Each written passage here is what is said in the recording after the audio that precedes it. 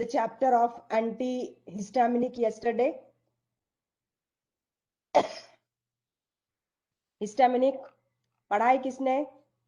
Aditya, Akanksha, Aanchal, Isha, इफ्रा, Kanchan, Narendra, and overall 15 students are there right now.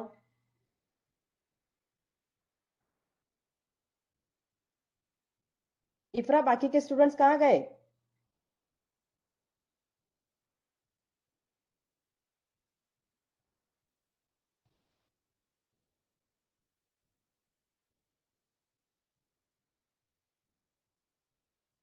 Okay, write it in chat box. Did you study yesterday's chapter?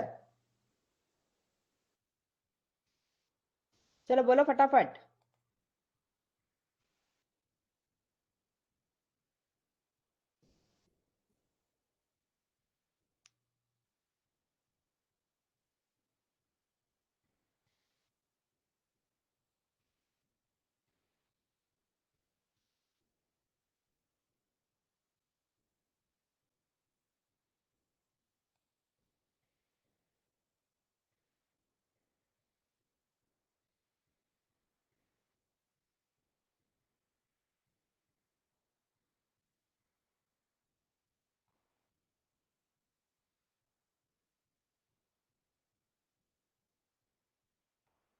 Hello ma'am. हाँ बोलो. हाँ ma'am KD Tripathi मधनं ma'am वाचला होता ma'am. बरं. हा तर काय काय वाचतं त्याच्या संदर्भात? मॅम त्यामध्ये असं जे आपण जे तुम्ही शिकवलं होतं मॅम तेवढे त्याच्यामध्ये डायरेक्ट फक्त जे आहे हेक्झोफेनाडिन वगैरे असे 7-8 हा. जे एक्झाम्पल्स आहे ड्रग्स ते हा. होते मॅम त्यामध्ये ते वाचले. बरं. मग ते कळलं नाही कळलं? येस मॅम वाचलं थोडं. होता ते कळलं का? हो येस मॅम थोडं थोडं कळलं आहे. मग थोडं थोडं म्हणजे काय कळलं नाही मग ते सांगा.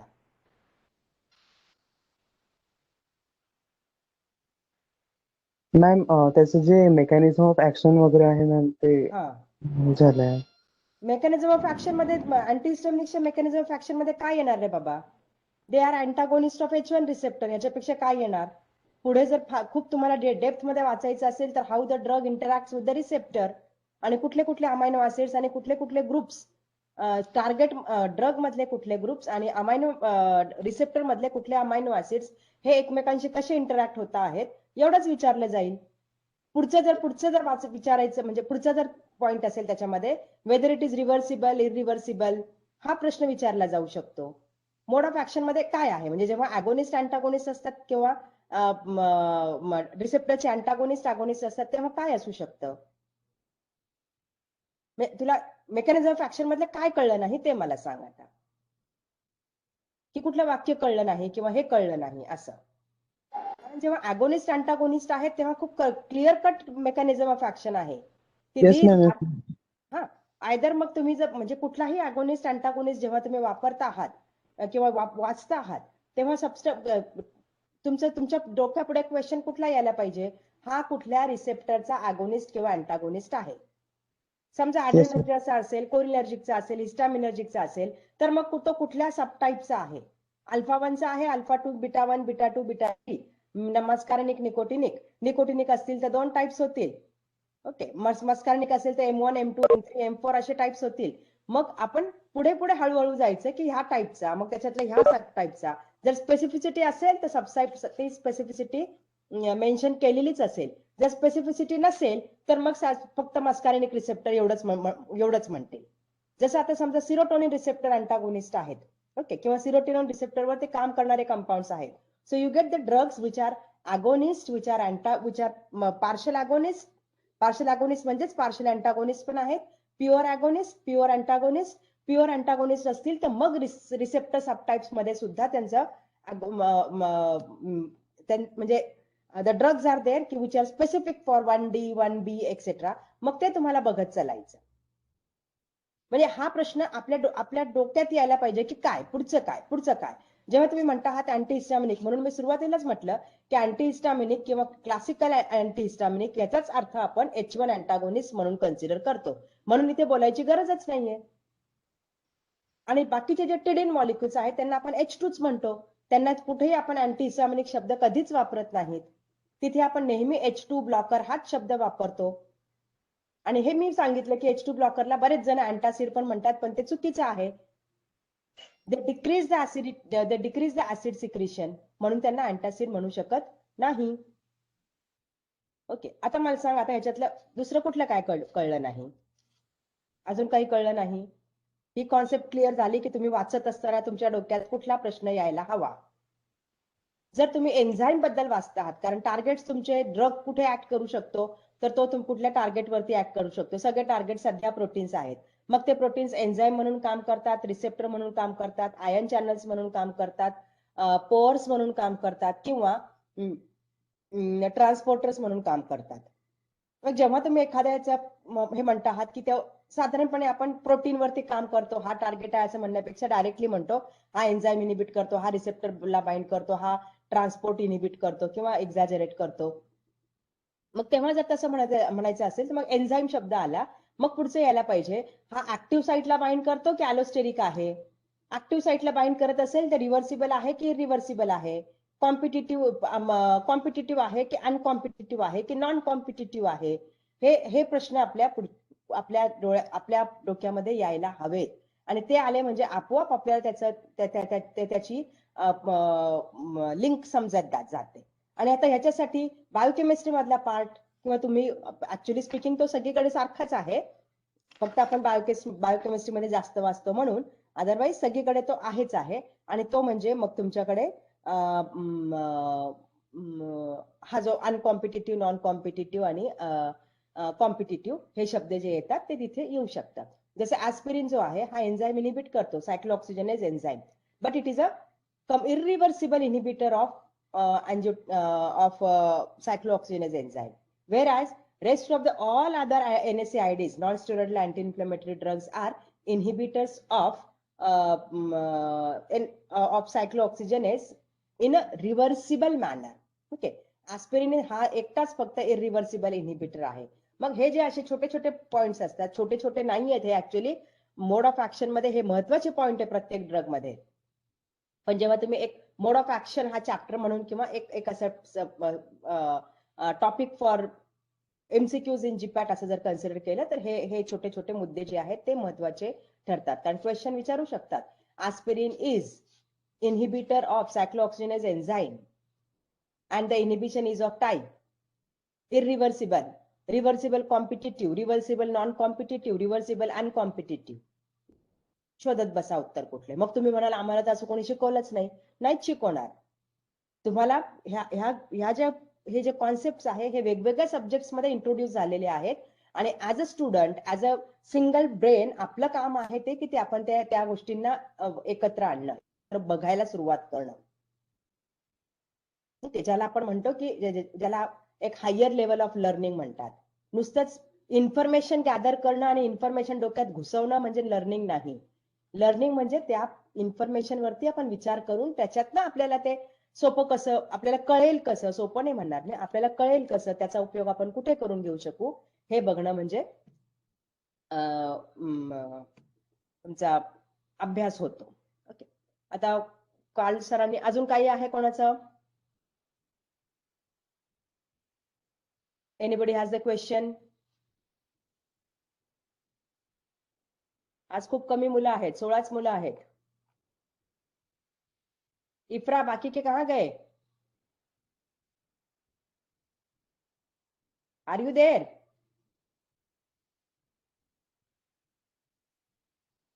या सिर्फ ज्वाइन होके चले जाते हो?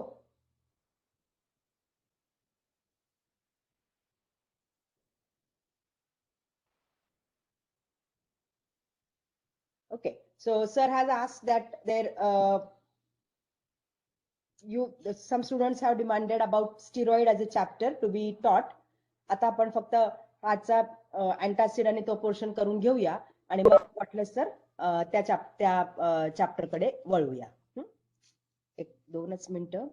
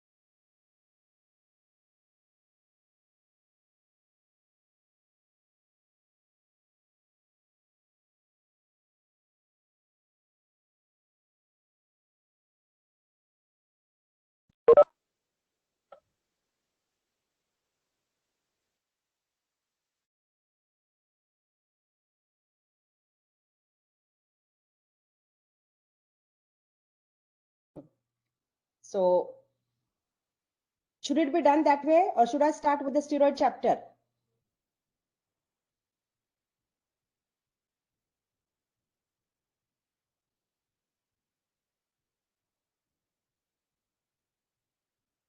Yes, anyone? भैया बोलते चलो, जवाब देते चलो.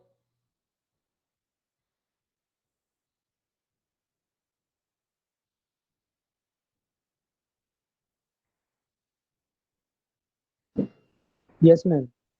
ओके, हाँ. अभी I will just ask you a few questions. मेरे पास उसका ये नहीं है कि आपने कल पढ़ाई की या नहीं की, वो देखने के लिए, और are you on the correct track और नॉट.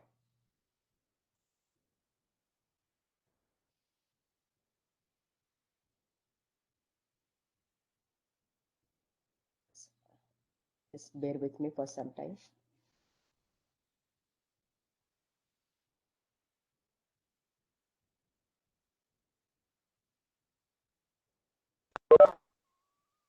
हाँ, एक मिनट, एक मिनट.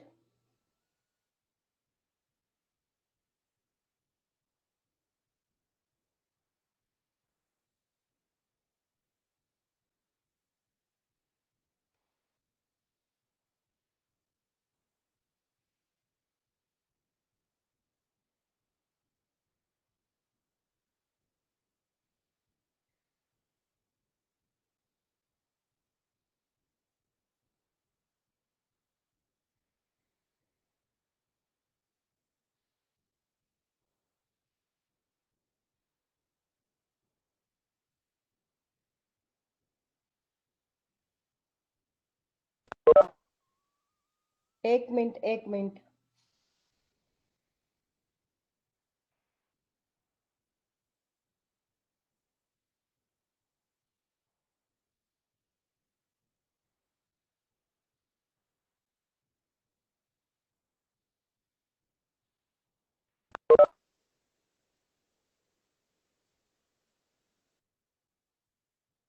मी फक्त क्वेश्चन शोधते आहे, त्याचे भरपूर आहेत questions.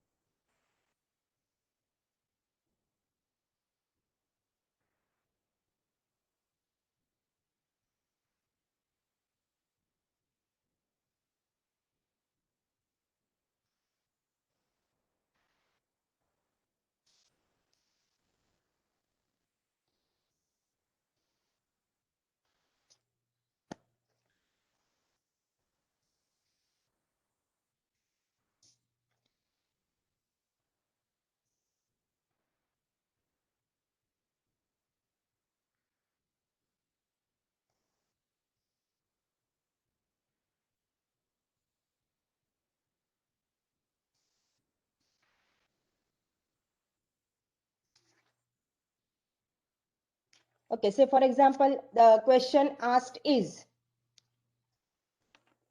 you have your pen and pencil ready with you? The question asked is, in one column, they have given 4 names. 4 names are chlorpromazine, thioridazine, diazepam, and thiopentone. And in another column, they have gave the biotransformation, that what can be the metabolism, biotransformation. And the number 1, S-oxidation, second one, microsomal hydroxylation, desulfuration, and fourth one, N-dealkylation. आता याच्यामध्ये मी तुम्हाला हा घेतला आहे कारण तुमच्याकडे क्लोरप्रोमाझिन आणि थायरोइडाझिन हे 2 ड्रग्ज आहेत. क्लोरप्रोमाझिन हा अँटीसायकोटिक आहे, तो फिनोथायझिन क्लासचा आहे. आणि yesterday I told you that the moment we want antipsychotic, we require chloro group on the second position. म्हणजे आता इथे क्वेश्चन कुठल्या पद्धतीचा विचारला आहे, एका कॉलम मध्ये नाव, ड्रग्सचं नाव आणि दुसऱ्या कॉलम मध्ये कुठल्या प्रकारचं मेटाबॉलिझम त्याचं होतं. आता ह्यामध्ये दोन्हीकडे तुम्हाला त्या स्ट्रक्चरल फीचर्स थोडेफार माहीत असलेत तर त्याचा मेटाबॉलिझम तुम्हाला समजेल. जर स्ट्रक्चरल फीचर्स माहीत नसलेत तर मेटाबॉलिझम तुम्ही करू शकणार नाही, कारण साधी गोष्ट आहे, प्रत्येक ड्रगचं मेटाबॉलिझम आपण पाठ करू शकत नाही. त्याच्यासाठी मेटाबॉलिझम ही काय कॉन्सेप्ट आहे हे माहिती असायला पाहिजे, त्या ड्रगचं स्ट्रक्चर काय आहे ते थोड्याफार प्रमाणात माहीत असायला पाहिजे, की मग आपोआप तुम्ही त्या स्ट्रक्चरचं काय त्या स्ट्रक्चरनुसार त्याचं मेटाबॉलिझम काय होऊ शकतं हे याचा गेस करू शकता. अदरवाईज तुम्ही त्याचा गेस करू शकणार नाही. ओके, आता एक पुढचा प्रश्न विचारते, जसं की काय प्रश्न आहे तो, in one column they had given the name of the drug and in another column they had given the what is the substitution. Okay, आता हा क्वेश्चन त्यांनी विचारलेला आहे फायलिन कंपाऊंड्स करता, म्हणजे थिओफायलिन आणि जे तुमचे एंटोफायलिन, प्रॉक्सिफायलिन हे जे कंपाऊंड्स आहेत थिओफायलिनचे डेरिव्हेटिव्हज. मग थिओफायलिनचे डेरिव्हेटिव्हची 4 डेरिव्हेटिव्हची नावं एका ठिकाणी एका कॉलम मध्ये आणि दुसऱ्या कॉलम मध्ये त्या साइड चेनचं नाव, ओके, किंवा साइड चेनचं स्ट्रक्चर दिलेलं आहे. मग तुम्हाला साइड चेनचं स्ट्रक्चर त्या ड्रगच्या नावाशी जोडायचं आहे. Okay, that means here again they are not checking whether you completely recall the structure properly or not. हे तुम्हाला स्ट्रक्चरचं डिसेक्शन अप्रोच नुसार की कुठल्या पद्धतीने त्याला एकमेकांना कोरिलेट करायचं आहे ते आपण करू शकतो का. ओके, से फॉर एक्झाम्पल तुमचा थिओफायलिन मॉलिक्यूल आहे, ओके, किंवा जो ओरिजिनल मॉलिक्यूल आहे थिओफायलिन, त्याचं जर स्ट्रक्चर माहित असेल, थिओफायलिन इज अ प्युरिन अल्कलॉइड, मग प्युरिन अल्कलॉइड मध्ये थिओफायलिन मध्ये काय आहे, मग ते बाकीचे मग त्याचे डेरिव्हेटिव्ह जेव्हा तयार केलेत ते कसे तयार केलेत. मग आता मला ह्याच्यावरतीच दुसरा क्वेश्चन विचारायचा असेल तर थिओफायलिनचा मोड ऑफ ऍक्शन काय आहे. Okay, theophylline where we are using it, are we using it as a bronchodilator or some other thing. मग जर तो दुसऱ्या प्रकारे वापरला किंवा ब्रॉन्कोडायलेटर म्हणून आपण त्याला वापरत असू तर त्याचं मोड ऑफ ऍक्शन काय आहे. Okay, what it does, it increases cyclic MP, decreases cyclic MP, it inhibits some enzyme, so that त्या प्रकारचा प्रश्न विचारला जाईल. Okay, so all of you know that phosphodiesterase inhibitors are important class of compounds. Okay, मग phosphodiesterase मध्ये तुम्हाला 1 ते 13, 14 असे कितीतरी आयसोझाईम्स मिळतील, पण त्याच्यामधल्या फॉस्फोडायस्टरेज 1, 2, 3, 4 हे महत्वाचे आहेत. फॉर एक्झाम्पल सिलास्टाझोल हा फॉस्फोडायस्टरेज 3 इनहिबिटर आहे आणि तो माझ्या मते अँटी अरिथमिक म्हणून आणि म्हणून वापरला जातो. सिल्डेनाफिल इज फॉस्फोडायस्टरेज 4 किंवा 5 इनहिबिटर आहे. मग हे असे जे कंपाऊंड्स असतील, असे ज्या प्रकारचे प्रश्न असतील जे ड्रग्स इम्पॉर्टंट आहेत, जे ड्रग्स ज्याला आपण म्हणू शकू की ज्याच्यामुळे एक सडनली ते इंट्रोड्यूस झाले आणि त्यांचा उपयोग खूप वाढला. ओके, या प्रकारच्या ड्रग्स बद्दलही इन्फॉर्मेशन विचारलेली असते. So it was, say for example, we had I gave you the example of the drugs, chlorpromazine, thioridazine, diazepam, thiopentone, आणि मग त्यांचा आपण विचारलेला आहे की कुठल्या प्रकारे मेटाबॉलिझम होतं आहे. मग ते तसंच आता इथे क्लोरप्रोमाझिनचं विचारलं, दुसऱ्या कुठल्याही मॉलिक्यूल जो तुम्ही अँटी हिस्टामिनिक मॉलिक्यूल बघितला आहे त्याच्यामध्ये कुठेही विचारला जाऊ शकतो. ओके, आता say for example you can have the question such as काय होतं बरं, तो एक इथिलीन डायमाइनचं स्ट्रक्चर होता.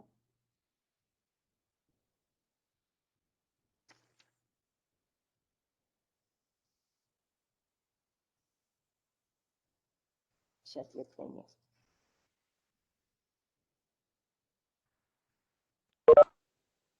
माझ्या मते फेनॉक्सिबेन्झामिन नाही, आपण फेनबेन्झायलामिन बघितलं होतं yesterday. Okay, say for example, your question given is benzhydryl bromide.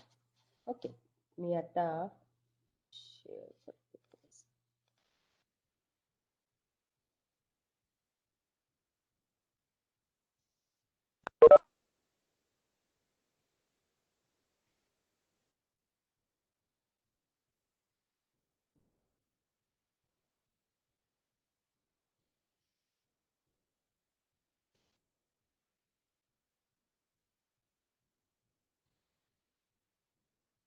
Okay, share झालंय? Is it shared? शेअर झालंय का? No ma'am. नाही झालं? शेअर तर केलंय.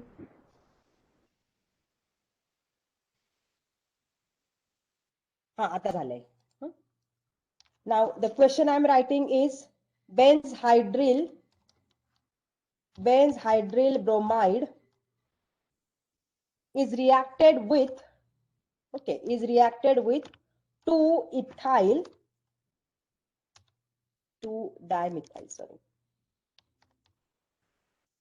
2-dimethyl amino ethanol in presence of potassium carbonate म्हणजे K2CO3. Okay. That gives which of the following molecule? आणि इथे तुम्हाला 4 मॉलिक्युल्सची नावं सांगितलेली आहेत. Can anyone tell me what it can be? बेन्झहायड्रिल. आणि ऑप्शन्स त्यांनी IUPAC च्या स्वरूपात दिलेले आहेत. Say for example 2-diphenyl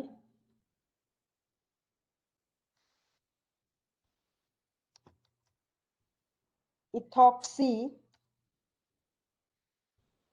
NN-dimethyl ethyl amine. Okay, अशा प्रकारे त्यांच्याकडे 4 ऑप्शन्स आहेत.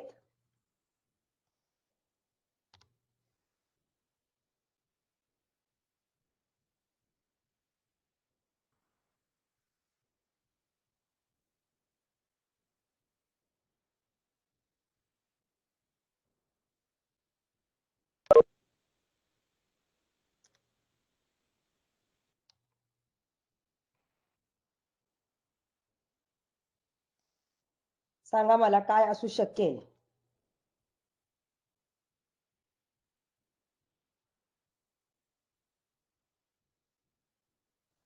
एनीवन?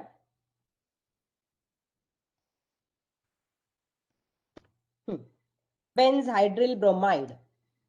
आता ह्याच्यासाठी फक्त एकच हे यायला पाहिजे होतं की तुम्हाला बेन्झहायड्रिल ब्रोमाइडचं स्ट्रक्चर काढता येतं का? 2-डायमिथाइल अमायनो इथेनॉलचं स्ट्रक्चर काढता येतं का? हे जर स्ट्रक्चर काढता येत असेल तर आपोआप तुम्हाला हे हा प्रश्न सोडवता येईल. एकदम आपोआप सोडवता येईल. ओके, म्हणजे परत मला तेच म्हणायचं आहे, हा प्रश्न मी कशासाठी घेतलात की तुमचे अभ्यास केला जरी आपल्याला असं वाटत असलं तरी प्रत्येक वेळेस आपल्याला क्रॉस चेक करून घ्यावं लागेल की आपला जो अभ्यास चालू आहे तो या प्रकारचे प्रश्न विचारतात त्या दृष्टीने चालू आहे की नाही. आता एक थोडस की अशा प्रकारचे प्रश्न थोडे कमी झालेले आहेत, पण याचा अर्थ आपल्याला अगदी गाफील राहून चालेल असं नाही. ओके, मग मला बेन्झहायड्रिल ब्रोमाइडचं स्ट्रक्चर काढता येतं का? बेन्झहायड्रिल ब्रोमाइड हा स्ट्रक्चर खूपच सोपं आहे. हिअर इट इज C, हा H आणि 2 फिनाइल ग्रुप्स आलेत म्हणजे हा होतो बेन्झहायड्रिल ब्रोमाइड आणि याच्यावरती ब्रोमाइड म्हणजे हा झाला ब्रोमो. बेन्झहायड्रिल ब्रोमाइड हा मॉलिक्यूल असा आहे.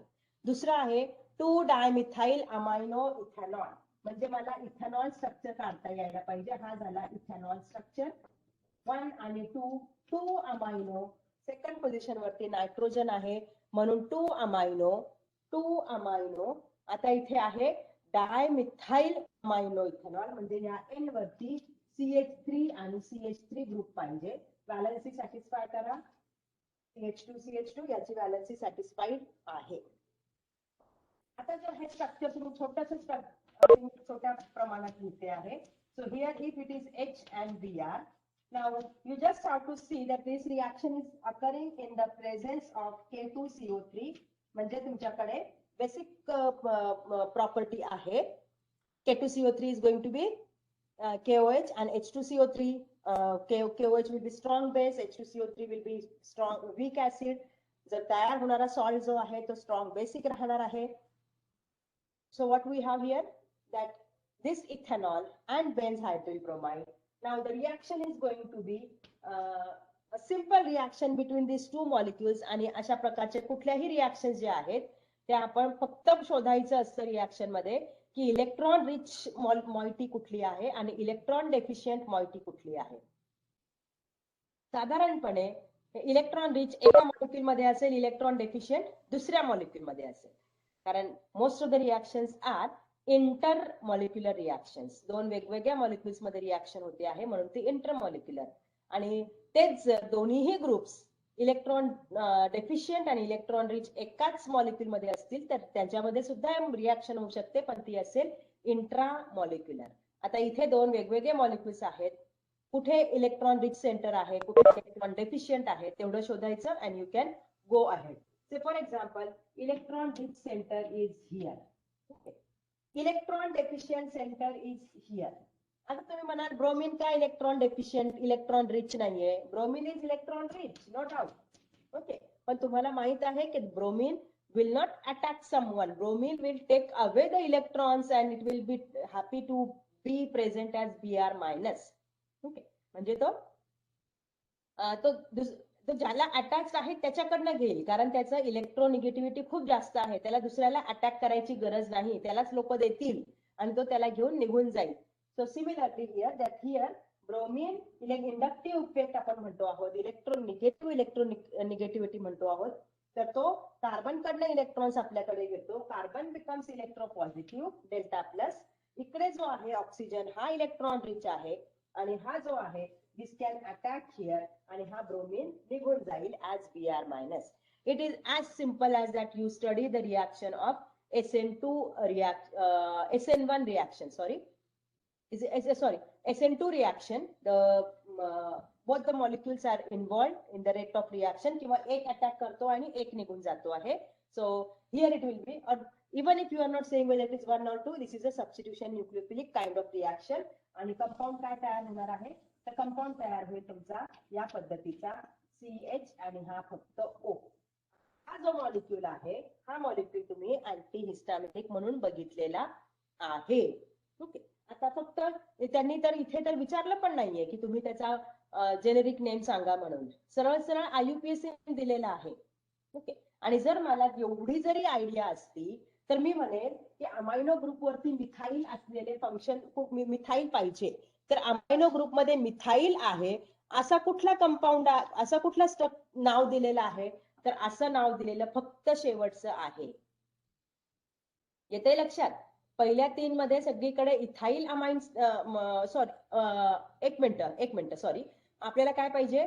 N वरती डायमिथाईल ग्रुप पाहिजे. तर N वरती डायमिथाईल किती ऑप्शन्स मध्ये आहेत? ऑप्शन नंबर 1 मध्ये आहे, ऑप्शन नंबर 2 मध्ये आहेत. ओके, ऑप्शन नंबर 3 आणि 4 मध्ये डायइथाईल ग्रुप्स आहेत. आपल्याला इकडे डायइथाईल नको, आपल्याला इकडे डायमिथाईल हवं. म्हणजे आपल्याला चूज करायचं असेल ते फक्त ऑप्शन 1 किंवा ऑप्शन 2 मधूनच, दुसऱ्याकडून आपल्याला चूज करायचं नाही. Here it is already methyl म्हणून चॉईस जो होणार आहे तो फक्त पहिल्या 2 ऑप्शन्स मधून होणार आहे. मग जर पुढे आपण बघितलं तर हे काय आहे? हा झाला इथाईल ग्रुप, हा झाला ऑक्सी ग्रुप. हा माझ्याकडे इथाईल ग्रुप आहे, हा माझ्याकडे ऑक्सी ग्रुप आहे, आणि हा मला माहित आहे की मी त्याला काय नाव दिलेलं आहे? डायफिनाईल. ओके, डायफिनाईल. आणि जर मी याला म्हटलं तर हा होईल मिथाईल. आता मी कुठल्या पद्धतीने कंपाऊंडचं नाव ठेवते आहे? I am using the parent compound as ethyl amine. म्हणजे मी ह्या मॉलिक्यूलला इथाईल अमाइन ह्या मॉलिक्यूलला पेरेंट म्हणते आहे, म्हणजे मला बघावं लागेल की हा ऑक्सी आणि मिथाईल, म्हणजे हा झाला मिथॉक्सी. मिथॉक्सी ग्रुप वरती डायफिनाईल मॉइटी असा ऑप्शन कुठल्या ऑप्शन मध्ये आहे? तर डायफिनाईल मिथॉक्सी ही जे ऑप्शन आहे ते सेकंड नंबरच्या ऑप्शन मध्ये आहे. 2 डायफिनाईल मिथॉक्सी NN डायमिथाईल इथाईल अमाइन. हा झाला डायमिथाईल इथाईल आणि अमायनो ग्रुप आहे डायमिथाईल अमाइन. हा झाला, आता मी आपण हे काढताना हा झाला OC मिथॉक्सी या C वरती, किंवा मग अमायनो ग्रुप जेव्हा आपण फर्स्ट म्हणतो आहोत तेव्हा 1 आणि 2 याच्यावरती सेकंड पोझिशन वरती मिथॉक्सी ग्रुप, त्या मिथॉक्सी ग्रुप वरती 2 फिनाईल ग्रुप, म्हणजे मग हा झाला diphenyl methoxy ethyl amine. Okay, and that amine has dimethyl function, therefore dimethyl ethyl amine. आता ह्या ड्रगचं नाव काय आहे? आता समजा हा प्रश्न ह्या पद्धतीने विचारलेला आहे. पुढच्या वेळेस कदाचित ते खाली rather than giving the IUPAC name, they will give the generic name की कुठल्या ह्या कंपाऊंडचं नाव काय आहे. So can you recall the name that the name of this compound? Structure दिसतंय, तुम्ही स्ट्रक्चर आता आपण समजूया की तुम्हाला बेन्झहायड्रिलचं स्ट्रक्चर काढता आलं, डायमिथाइलामाइन दिलेल्या सगळ्या कंपाऊंडचं स्ट्रक्चर काढता आलं, रिॲक्शन करता आली, कंपाऊंड काय आहे हे पण तयार झालं, पण आता त्या कंपाऊंडचं जेनेरिक नाव काय आहे हे माहित असायला पाहिजे. म्हणजे तुम्ही अभ्यास केला आहे आता, तर अभ्यास करताना तुम्ही ह्या गोष्टी बघितल्यात का? ओके, आता एक दुसरा प्रश्न की काल आपण घेतला होता, जो ऑलरेडी आपण घेतला होता की what you have to do is that you have to identify H1 blocker कुठला आहे तो आयडेंटिफाय करायचा आहे. आणि त्याच्यासाठी त्यांनी नाव नाही दिलेलं, डायरेक्ट नाव नाही दिलेलं, तर काय म्हणतायत ते 4 इन ब्रॅकेट 5H डायबेन्झो, तुम्हाला जर लिहित असाल तर लिहून घ्या इथे, डायबेन्झो AD सायक्लो हेप्टीन फाइलिडिन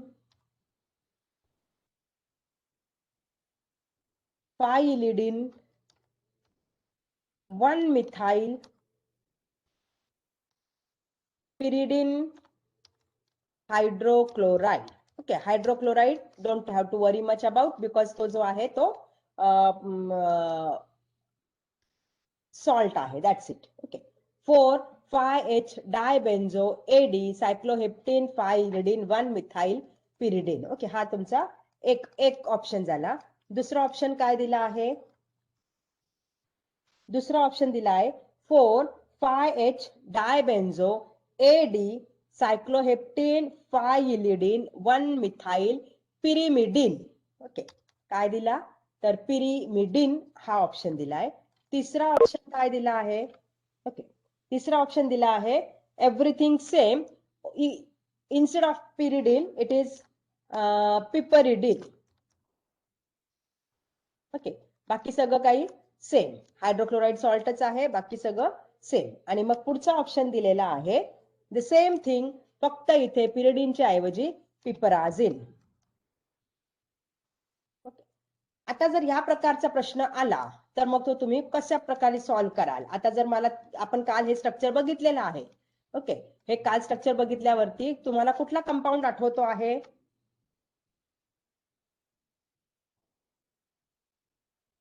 एनीवन?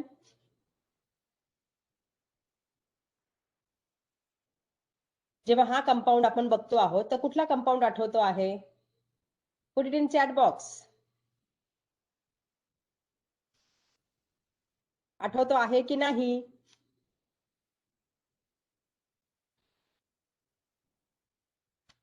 एनीवन?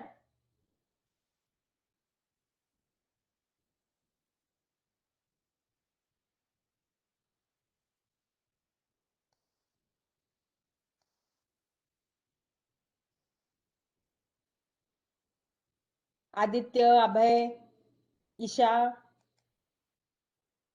काल बघितलं आहे. Nilesh, Rohan,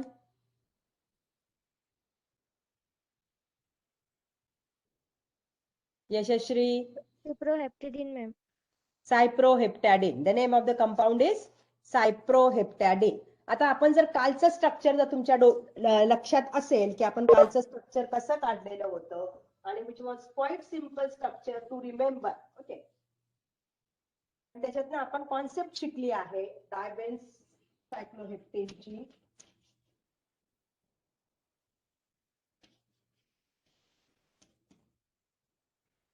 can you see it on blackboard? दिसतंय का तुम्हाला?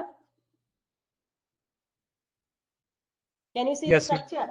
हा, मग आता हे आपल्याला आता बाकीचं तुम्हाला येतंय की नाही येत वगैरे वगैरे सगळी गोष्ट सोडून द्या. ओके, म्हणजे ती यायला पाहिजेच, नो डाऊट. फक्त इथे मी काय म्हणते आहे ह्या स्ट्रक्चर मध्ये की ऑप्शन बघा तुम्ही, ऑप्शन मध्ये बाकी सगळ्या गोष्टी सारख्याच आहेत, एक्सेप्ट तुमच्याकडे हा जो हेटेरोसायकलचं नाव दिलेलं आहे, एकीकडे पिरिडिन आहे ह्या हेटेरोसायकलचं नाव, दुसरीकडे पिरिमिडिन आहे, तिसरीकडे पिपरिडिन आहे आणि चौथीकडे पिपराझिन आहे. तर आता मला सांगा, स्ट्रक्चर तुमच्या समोर आहे, आता ह्याच्यातलं कुठलं नाव तुम्ही पिकअप कराल?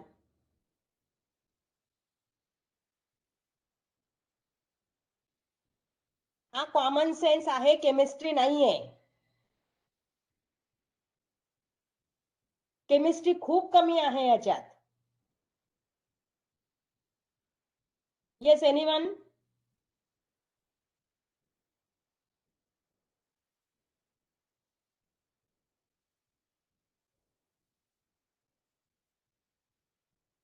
आणि जर एवढं सांगता येत नसेल तर आपण बंद करूया हा exercise, he activity. Put it in chat box. कोणी लिहिलंय का चॅट बॉक्स मध्ये?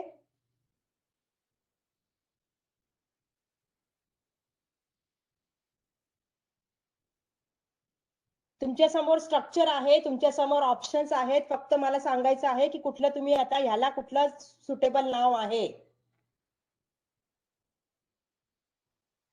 Option ma'am. काय? Option C ma'am piperidine. Piperidine. It will be piperidine. आता मला सांगा की हे खूप अवघड होतं का? काल मी तुम्हाला डायबेन्स म्हणजे IUPAC आलं किंवा काहीतरी वेगळं आलं तर आपण म्हणजे काहीतरी आपल्याला जमत नाही. हा, पण हे मात्र आहे की ह्या स्ट्रक्चरचं थोडंफार जरी माहित असायला पाहिजे होतं. इथे तुम्ही हे जरी विसरून गेला असता तरीही चाललं असतं. फक्त तुम्हाला कुठला मुद्दा महत्वाचा आहे हा प्रश्न सॉल्व्ह करण्याकरता की तुम्हाला हेटेरोसायकल काय आहे हे माहित आहे का? बाकीच्या सगळ्या गोष्टी सारखेच आहेत. मी काल एक्सप्लेनही केलं की it is going to be ABCD. म्हणजे हा डायबेन्स AD सायक्लोहेप्टेन. हेप्टेन मध्ये हा डबल बॉन्ड आहे म्हणून हेप्टीन. पाचव्या पोझिशनला, आता इथून जर काउंट केलं तर ही पोझिशन पाचवी येते. पाचव्या पोझिशनला डबल बॉन्ड आहे म्हणून गिलिडिन. कारण आपण मिथाईल, जसं मी तुम्हाला म्हटलं मिथाईल, मिथिलिडिन. ओके, तर इट इज गोइंग टू बी गिलिडिन. आणि मग ह्या गिलिडिन वरती तुमच्याकडे पिपरिडिन स्ट्रक्चर आहे. पिपरिडिन वरती 1 मिथाईल ग्रुप आहे. तो बाकीचं सगळं स्ट्रक्चर सेमच आहे, फक्त तुम्हाला चेंज करून दिला होता या हेटेरोसायकल मध्ये. सो क्वेश्चन स्टडी डझंट मीन की तुम्ही फक्त झापड लावून मला हा असं हे सगळं एवढंच वाचायचं आहे. त्याच्यासाठी महत्वाचं आहे बघत चालायचं की कुठल्या प्रकारचे क्वेश्चन्स विचारलेले गेले आहेत किंवा विचारले गेले नाहीत. ओके, आता एक पुढचा प्रश्न परत विचारते. So that this 1 chapter I am taking in detail. जेव्हा पुढचे चॅप्टर्स येतील त्यावेळेस तुम्हाला स्वतःला हा एक्सरसाइज करायचा आहे की क्वेश्चन्स कसे शोधायचे आणि क्वेश्चन्स त्याप्रमाणे अभ्यास झालाय की नाही ते कसं बघायचं. ओके, आता प्रश्न विचारलेला आहे, identify the basic ether. Okay, basic ether which is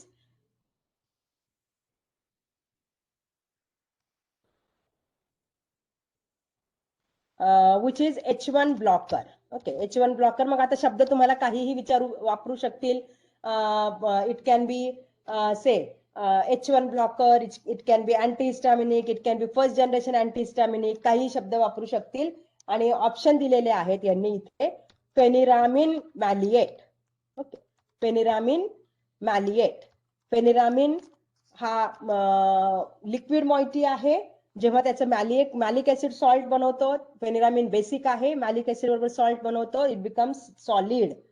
So this is a kind of that why we need the formation of ज्याला आपण काय म्हणू salts, or why we need formation of prodrugs. Okay, so second one is triprolidine. Third one is diphenhydramine. And fourth one is सगळे salt दिलेले आहेत. Some are, most of them are hydrochloride salt. Okay, diphenhydramine. आणि चौथा आहे प्रोमिथाझिन. आता तुम्हाला काय विचारलेलं आहे? Everywhere it is HCl salt. Okay, so you can write it as HCl. So this that identify basic basic compound, सगळेच कंपाऊंड बेसिक आहेत because all of them are forming salts with acid. हा malic acid बरोबर बनवतो, हा HCl बरोबर बनवतो, सगळेच basic आहेत, याचा आपल्याला खूपसा उपयोग होत नाही. इथर, आता इथर मॉइटी कशामध्ये आहे ते मात्र तुम्हाला बघावं लागेल. आणि मग जो आपला कालचा क्लासिफिकेशन होता, जो पहिला क्लास आपण बघितला होता, डाय अराइल अल्काइल अमाइन, त्याच्यामध्ये ethylene diamine, propyl amine, propylene amine, amino alkyl ethers. Okay, आणि मग पुढचा बघितला होता त्याच्यामध्ये आपण पिपराझिन आणि पिपरिडिन क्लास.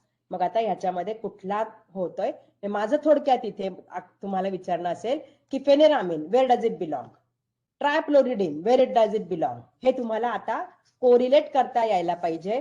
क्लासिफिकेशन म्हणजे नुसतं पाठांतर करणं असं नाही. तर आता मला सांगा इथे की what will be your answer.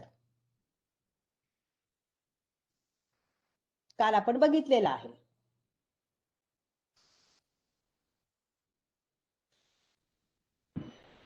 डायफेनहायड्रामाइन HCl. Exactly. आता त्याचं स्ट्रक्चर जे सिंथेसिस जे काढलं होतं ते डायफेनहायड्रामिनचं होतं, बरोबर आहे? Yes ma'am.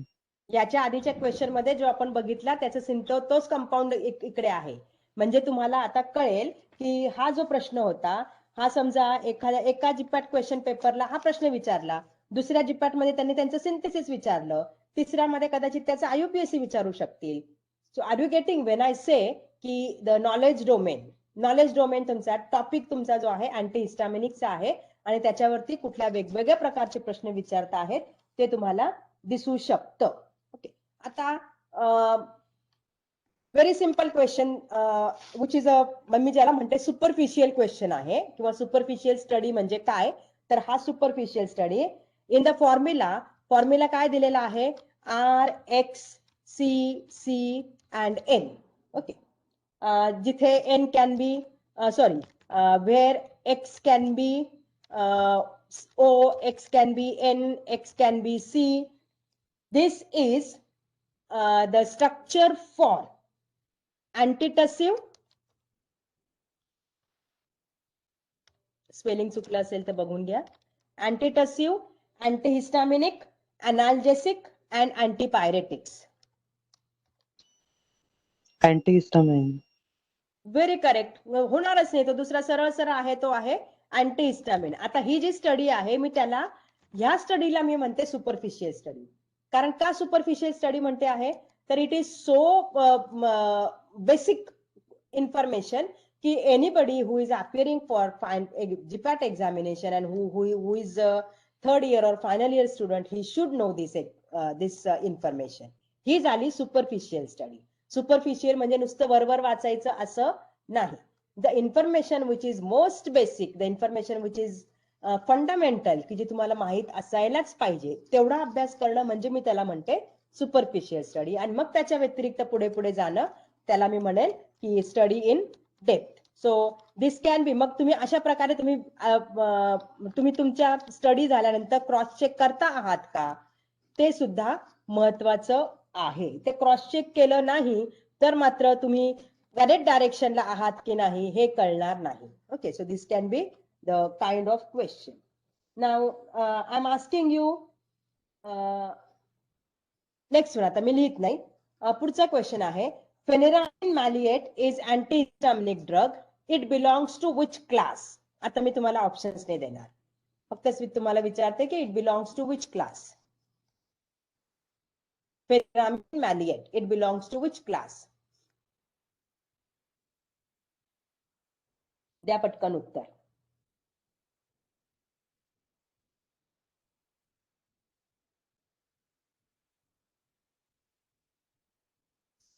चलो fast. Anyone? Ma'am propylamine. Pheniramine. Propylamine मध्ये येतं ना मॅम ते. आता मला विचारू नका ना, मी तुम्हाला क्वेश्चन विचारते ना. कॉन्फिडेंटली बोला ना, काय होणार आहे, फार तर फार रागवेल किंवा हे करेल, अजून त्याच्या व्यतिरिक्त काय होणार आहे. त्याचं स्ट्रक्चर थोडंफार आठवतंय का? That can be correct. मी असं म्हणत नाही, फक्त तुम्ही कॉन्फिडेंटली उत्तर द्यायला पाहिजे, ते कॉन्फिडन्स असायला पाहिजे. कारण मी तुम्हाला परत परत सांगते 125 क्वेश्चन पैकी तुम्हाला फक्त 40 क्वेश्चन खूप व्यवस्थित आले तरी तुम्ही क्वालिफाय होता. पण तुम्ही 40 क्वेश्चन बरोबर कराल आणि बाकीचे क्वेश्चन तुम्ही रॉंग करत जाल तर तुम्ही automatically you will be non qualified. आणि तुमचा एम फक्त क्वालिफिकेशन मिळवणं नाहीये, स्कोर जास्तीत जास्त यायला हवा. मग आपला कॉन्फिडन्सही तिथे पाहिजे. आता तू कालच अभ्यास केलायस याचा, केलाय ना काल? येस मॅम, प्रोफाईल अमायनच आहे. मग बोल ना की प्रोफाईल अमाइन आहे म्हणून. मला काय विचारतोय की प्रोफाईल अमाइन का नाही? Yes ma'am, Have confidence. It is propyl amine. Okay. आता say the question asked is yesterday we have done meclizine. मी तुम्हाला सांगितलं पण होतं की सेटिरिझिनचं स्ट्रक्चर शोधा. सेटिरिझिन in fact is a metabolite of hydroxyzine. Yesterday we have studied the metabolism of terfenadine. Terfenadine, when it is metabolized, it gets into fexofenadine. Metabolism is by oxidation.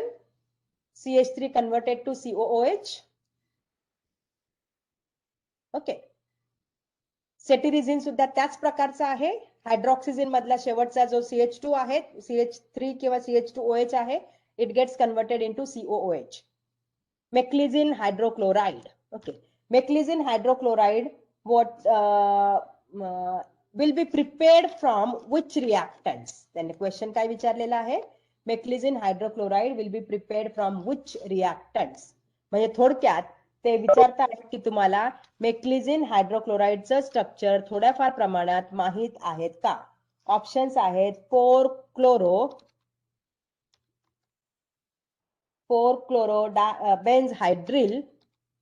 आता जर तुम्ही पूर्वीचा क्वेश्चन केला नसता तर तुम्हाला इथे बेन्झ हायड्रिल काय आहे हे खूप अवघड पडलं असतं.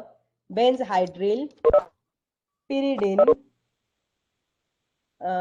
Plus 3 methyl बेन्झाल्डिहाइड.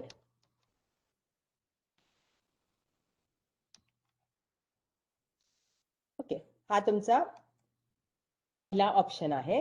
दुसरा ऑप्शन आहे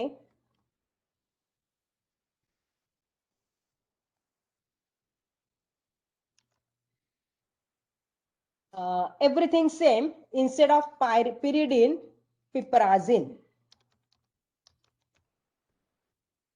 ओके. फोर्थ ऑप्शन आहे, नाही इथे त्यांनी टोकला, सॉरी. फोर्थ ऑप्शन आहे एव्हरीथिंग सेम, परत इथे 4 क्लोरो बेन्झ हायड्रिल, करेक्ट. आणि पुढचा ऑप्शन आहे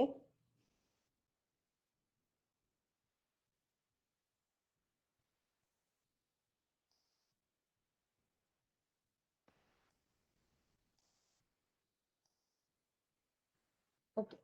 आता माझा इथे मी लिहून याच्यासाठी दाखवते की तुम्हाला त्याच्यातलं फरक कळतो आहे की आपण जेव्हा वाचतो तेव्हा वाचत असताना आपलं लक्ष असायला पाहिजे की काय फरक दिसतो आहे, तो पटकन आपल्याला ओळखता यायला पाहिजे की हा फरक दिसतो आहे. म्हणून मी तुम्हाला कॉपी पेस्ट करून दाखवते आहे इथे की करताना की बरोबर इथे फक्त पिरिडिन आहे, इकडे फक्त पिपराझिन आहे. ओके, म्हणजे हा तुमचा पिपराझिन इकडे झाला, इकडे पिरिडिन झाला आणि बाकीच्यांमध्ये सगळे किंवा मी याला आणि बाकीच्यांकडे सगळीकडे हे मात्र पिपराझिन आहेत. म्हणजे आयदर तुमचा क्वेश्चन तुम्ही ह्या पद्धतीने सॉल्व्ह करू शकता किंवा जर बघितलं तर इथे सगळीकडे 3 आहे, इथेच फक्त 2 मिथाइल आहे. मग आता मला काय बघायचं आहे, कुठे लक्ष द्यायचं आहे हे तुम्हाला ठरवावं लागेल की कुठे लक्ष द्यायचं. याच्यासाठी मात्र आता मेक्लिझिनचं स्ट्रक्चर थोड्याफार प्रमाणात का होईना माहित असायला हवं. ओके, थोड्याफार प्रमाणात का होईना, तर तुम्ही काल मेक्लिझिनचं स्ट्रक्चर बघितलेलं आहे.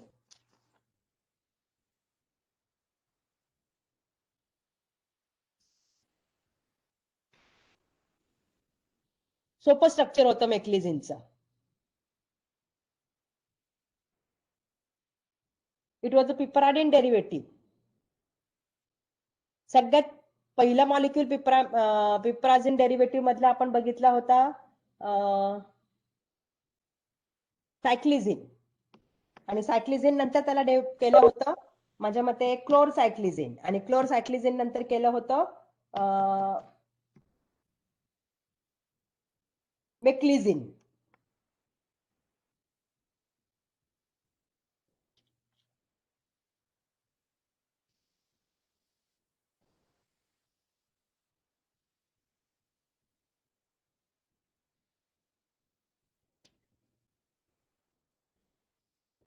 पिपराझिन जे म्हटलं होतं की समजा आपल्याला सिम्पलेस्ट स्ट्रक्चर काढायचं होतं तर RCH3 होता, इकडे तुमच्याकडे CH आणि PH होता. मेक्लिझिन असेल तर इथे आपण घेतला होता क्लोरो, हे तुमचा मेक्लिझिन साठी आहे. सिंपल सायक्लिझिन साठी होता CH3, मेक्लिझिन साठी होता CH2 methyl, sorry CH2 phenyl, आणि हा होता ऑर्थो मेटा इप्सो ऑर्थो बेटा CH3. हा स्ट्रक्चर आहे मेक्लिझिनचा. Everybody can see the structure. आता फक्त मला याच्यातलं या स्ट्रक्चर वरनं तुम्हाला दिलेल्या ऑप्शन्स मधनं काय चूज करायचं आहे. तर इथे आहे पिपराझिन, म्हणजे पहिला ऑप्शन ज्याच्यात पिरिडिन दिलेला आहे तो तर बाद झाला. ठीक आहे, पहिला ऑप्शन ज्याच्यात पिरिडिन दिलेला आहे तो बाद झाला. आता इथे जेव्हा आपण बघतो आहे क्लोरो ग्रुप आहे पॅरा पोझिशनला, म्हणजे 4th पोझिशनला, म्हणजे ज्याच्यामध्ये 4 क्लोरो शब्द आलेला आहे ते ठेवायचे आहे. ज्याच्यात 2 क्लोरो ग्रुप आला तो काढून टाकायचा. म्हणजे ऑप्शन नंबर 1 गेला, ऑप्शन नंबर 2 सुद्धा गेला. आपल्याला चूज करायचं आहे 3 आणि 4 मधूनच. 3 आणि 4 मधून निम्मा पोर्शन जो आहे तो अगदी सारखाच आहे. 1 इन ब्रॅकेट 4 क्लोरो, बरोबर आहे. हे जो होणार आहे 4 क्लोरो बेन्झहायड्रिन, आणि हा पिपराझिन. पिपराझिन मधल्या नंबर कार्बन या नायट्रोजनला नंबर देऊ 1. 1 नंबर वरती बेन्झहायड्रिल ग्रुप आहे ज्याच्यात 4 क्लोरो आहे. 1 4 क्लोरो या टोटल ग्रुपला 2 फिनाइल रिंग्स आहेत. या टोटल ग्रुपला आपण बेन्झहायड्रिल ग्रुप म्हणतो आहे. म्हणजे benzhydryl bromide, benzhydryl chloride, benzhydryl iodide can be written very easy, किंवा benzhydryl hydroxide that can be written very easily. Okay, आता इथे हा झाला बेन्झहायड्रिल म्हणजे पिपराझिन, तो पोर्शन सारखाच आहे. आता इकडे आपलं काम पडतं आहे की here it is the structure is 1 2 3, म्हणजे आपल्या ऑप्शन मध्ये 3 मिथाइल हा शब्द पाहिजे. आणि व्हेरी सिंपल इज की आपण इथे काय करतो आहोत, तर इथला जो ग्रुप आहोत, इथला हा जो NH आहे याच्या बरोबर C डबल बॉन्ड OH ची रिएक्शन करतो आहोत. मग हा जो तयार होईल त्याच्यामध्ये तुमचा हा ग्रुप CH2 ऍड होईल. ऍक्च्युअली सुरुवातीला C डबल बॉन्ड O होईल, मग त्याला आपण रिड्यूस करू, रिएक्शन सिंपल होईल. बेन्झाल्डिहाइड आणि याची C double bond O amide group तयार होईल आणि त्याला आपण रिड्यूस करू, तो झाला CH2. म्हणजे मला पूर्ण सिंथेसिस माहितच पाहिजे याची गरज नाहीये, पण ते कसं करतात, काय होऊ शकतं, एवढी केमिस्ट्री माहित असली तरी आपण पुढे पुढे जाऊ शकतो. So your option is going to be 2 methyl benzaldehyde. Okay, so that can be the, मला ठीक आहे, मला नाही माहित की बेन्झाल्डिहाइडचं आणि ह्याची रिएक्शन कशी होते, पण त्याच्यामुळे माझं काही अडत नाहीये. येत असेल तर खूपच उत्तम, यायला पाहिजे. पण नसेल येत तर मी आता मेक्लिझिन हायड्रोक्लोराईडचं सिंथेसिसचं मी कधी केलंच नाहीये. ओके, असं जर म्हणून तुम्ही प्रश्न सोडून दिला तर मात्र असे बरेच प्रश्न तुम्हाला सोडून द्यावे लागतील, and then your score will not be good. So this is the way you have to go ahead. आलं लक्षामध्ये की तुम्ही कसं बघणार आहात की आपण जो अभ्यास केला आहे तो व्यवस्थित दिशेने आहे की नाही. नुसता अभ्यास करून उपयोग नाही. परत परत मी तेच सांगते आहे की आपल्याला कुठल्या गावाला जायचं आहे, कुठल्या मार्गाने जायचं आहे. गावाला जायचंय माहितीये, जीपॅट क्वालिफाय करायचंय, ते गाव आहे आपलं. मार्ग कुठला आहे तर MCQ आहे. मग MCQ असेल, MCQ आहेत, आपल्याला प्लेनने जायचं आहे आणि प्लेनने जायचं असताना तुम्ही बुकिंग ट्रेनचं केलं तर चालणार नाही. प्लेनने जायचं आहे तर प्लेन साठीचीच तयारी करावी लागेल. त्या पद्धतीचेच क्वेश्चन्स आपल्याला येतात का, ते आपण सॉल्व्ह करू शकतो का, त्या पद्धतीची माहिती आपल्याकडे आहे का, ते बघावं लागेल. So this is the way to study. आलं लक्षामध्ये? Okay. Aditya, Yes, ma'am. since you said that you have studied yesterday, okay, बाकीच्यांनी कोणी उत्तर दिलं नाही की त्यांनी अभ्यास केला की नाही केला म्हणून.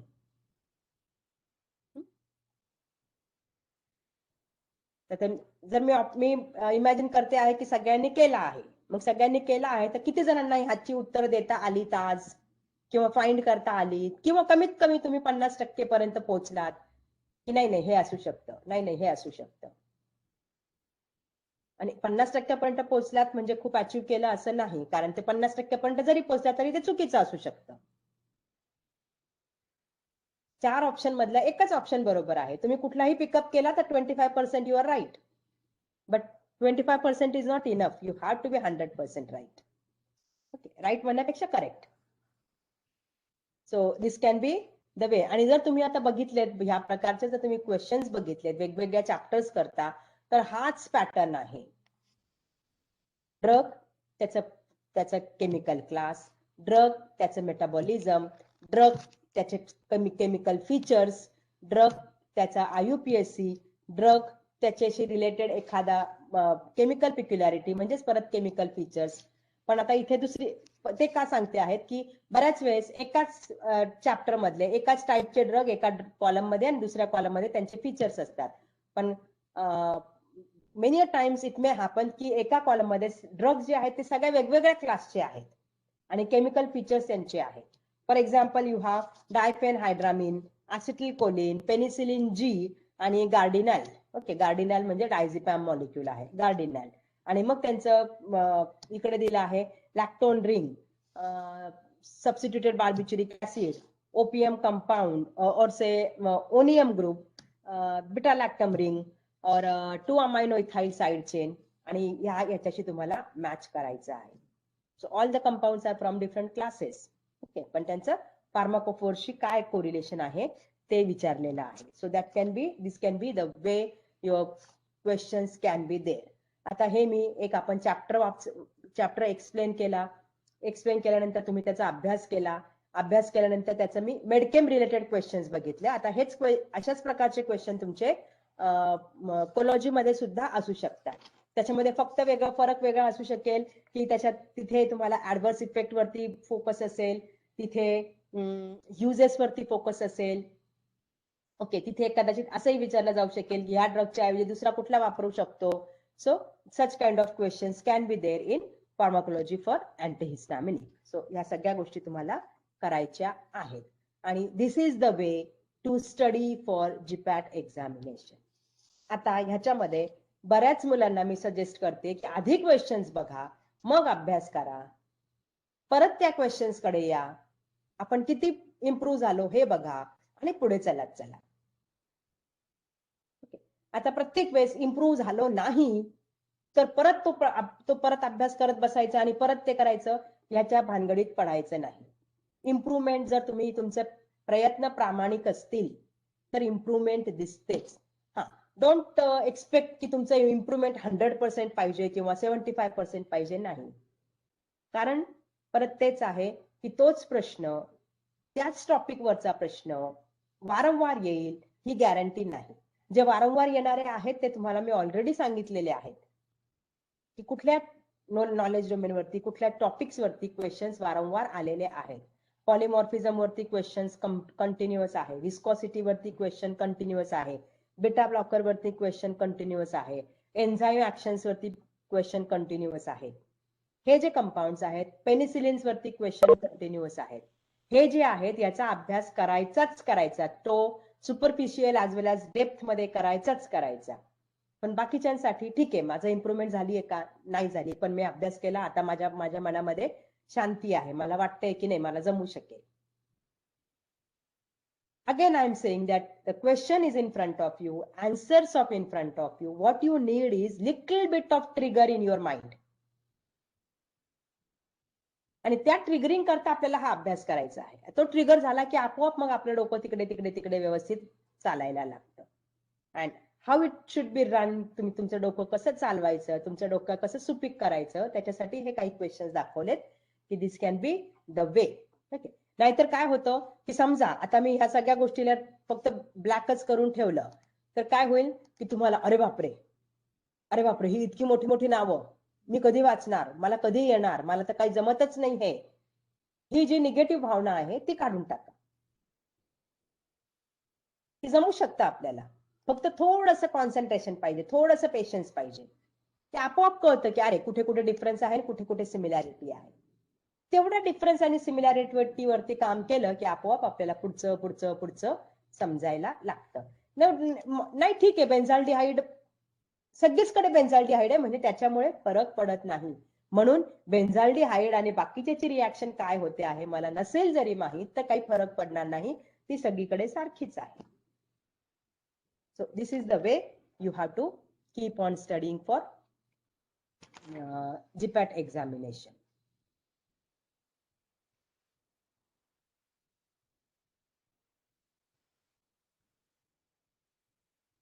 Anyone, do you have any difficulty?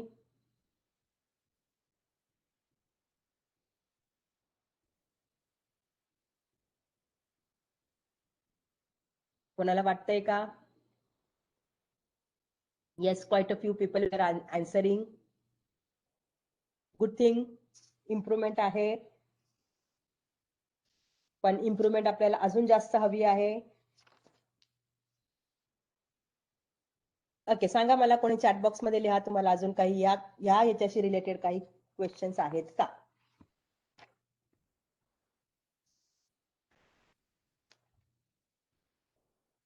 बोला. नसेल तर मग मी पुढे जाते, काही हरकत नाहीये.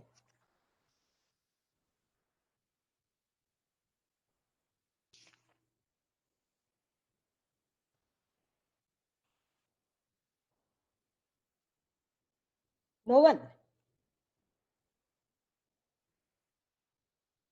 ओके, चलो आता मला सांगा की गॅस्ट्रिक ऍसिड सिक्रेशन कसं कंट्रोल होतं?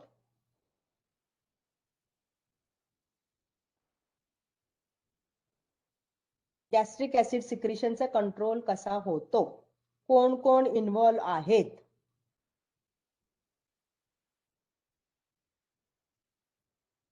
बोलो, फास्ट बोलो.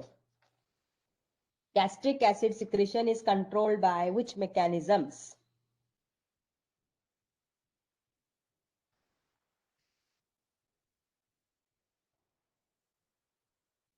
No one?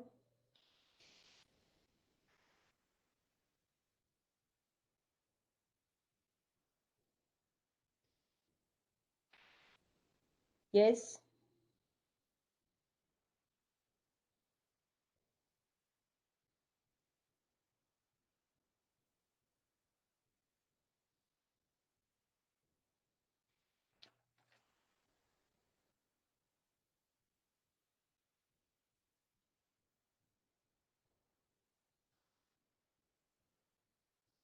वारंवार मी तुम्हाला ट्रिप्टोफॅन सिरोटोनिन बद्दल सांगत होते की क्वेश्चन्स विचारले जातात. I will ask you one question here. 5-HT1D receptor agonist useful in migraine. 5-HT1D receptor agonist useful in migraine. Ketanserin, argotamine, sumatriptan, methisergid. Sumatriptan. Okay. आणि सेट्रॉन कुठे असतात आणि सेट्रॉनचा कुठला आहे?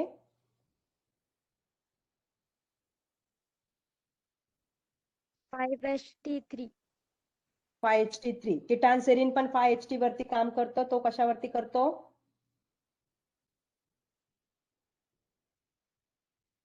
किटानसेरिन सुद्धा सिरोटोनिन रिसेप्टर वरती काम करतो. फक्त कुठे करतो ते सांगा? 1. किटानसेरिन 1 पर है. Whether it is agonist, antagonist, partial agonist. Agonist है. एगोनिस्ट है. कहां पर?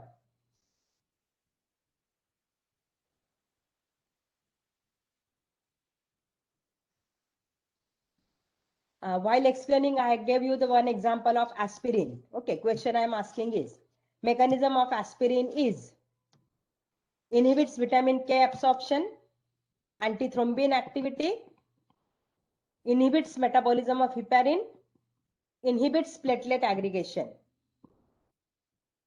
Inhibit platelet aggregation. Why?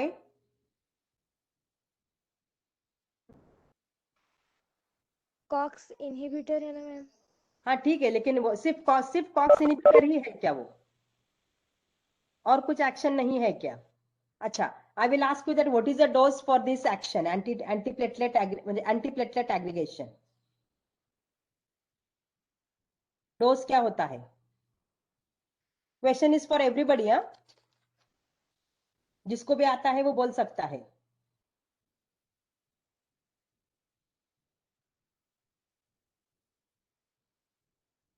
Dose क्या है जब हम उसको एंटीप्लेटलेट एक्शन के लिए यूज करते हैं, तो डोज क्या है? Okay, what is the dose of aspirin as analgesic?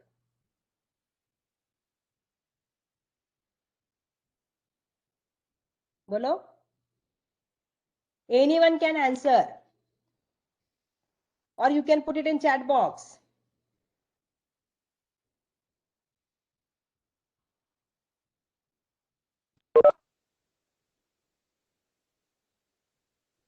No one? अरे आप लेते हो ना एस्पिरिन की टैबलेट, लेते हो या नहीं लेते हो कभी? कितनी बड़ी होती है, कितनी छोटी होती है, उस पर से तो अंदाज लगाओ।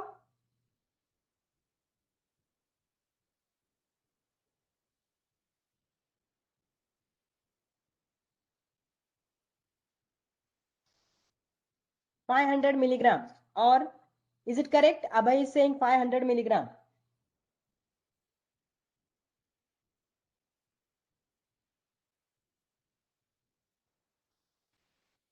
Analgesic 500 milligram, और antiplatelet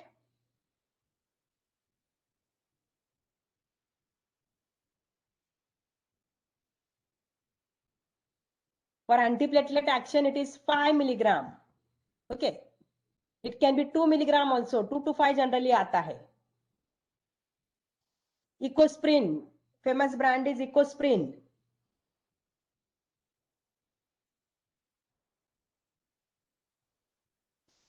And it inhibits COX enzyme in platelets and therefore decrease synthesis of thromboxane. Thromboxane is a platelet aggregator. एक क्वेश्चन है, this is for everyone, okay? I am feeling that you people are not looking at the questions, कि किस type के questions आते हैं, and some of you might be doing it, लेकिन question की quality इतनी खराब होती है या क्वेश्चन इतने सिंपल होते हैं that you feel you go into a false confidence. मैं ये नहीं बोल रही हूँ कि सिंपल क्वेश्चन नहीं छुड़ाना चाहिए, वो भी छुड़ाना चाहिए, लेकिन अगर आप 50 क्वेश्चन सॉल्व कर रहे हो तो 50 के 50 अगर बहुत सिंपल हो गए तो कोई मतलब नहीं आता है। हाँ, 50 में से 10 आपके सिंपल है, 10 थोड़े डिफिकल्ट है, फिर डिफिकल्टी लेवल बढ़ रही है, that is a very very proper evaluation. In one column you have name of receptor, in another column the drug which acts on that, दो ही है, H1 रिसेप्टर और 5-HT3 रिसेप्टर, और दूसरे column में है केटांसेरिन, cimetidine, diphenhydramine, ऑन्डेंसेट्रॉन।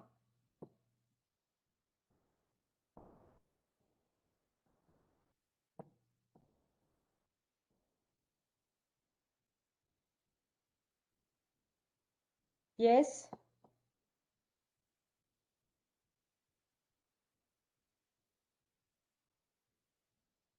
समझ में आ रहा है क्या कि भी पढ़ाई मतलब कुछ तो पढ़ना है और कुछ तो चैप्टर पूरा फिनिश करना है, जैसे आप सेशनल और एक प्रैक्टिस यूनिवर्सिटी एग्जाम के लिए करते हो, ऐसा नहीं है। You should be able to recall that information when question appears on your screen.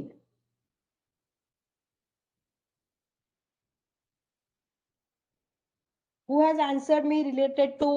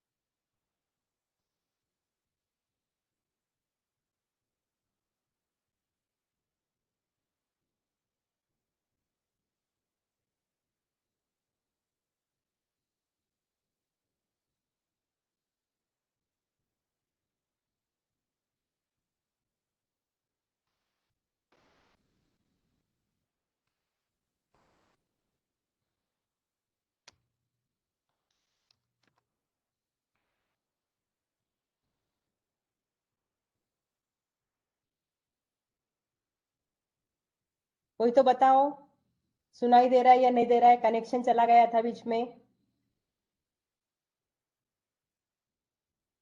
Okay, so my question समझा था आपको? In one column it was H1 receptor and 5-HT3 receptor, दो ही चीजें हैं, और दूसरे कॉलम में 4 ड्रग्स है: केटानसेरिन, सिमेटिडिन, डाइफेनहाइड्रामिन, ऑन्डेंसेट्रॉन।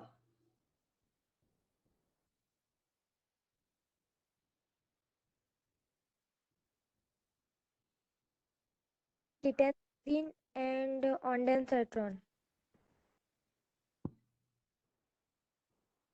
ऑप्शंस है H1 ब्लॉकर, H1 रिसेप्टर और 5-HT3 रिसेप्टर। आपने लिखा है क्या पेपर पे? No, ma'am. तो फिर ऐसा ही होता है ना, तो मैं मतलब वही मैं बोल रही हूँ ना कि आप लोग इतना कैजुअली ले रहे हो। I am not feeling like continuing this activity.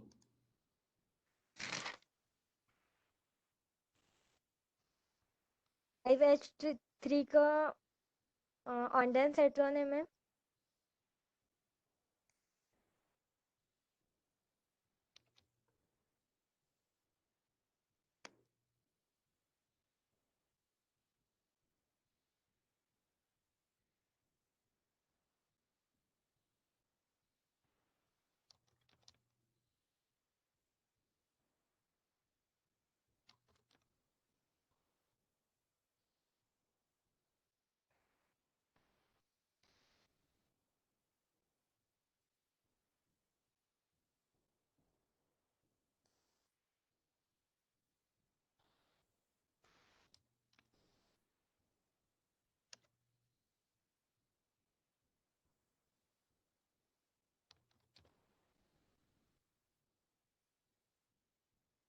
हाँ बोलो आप।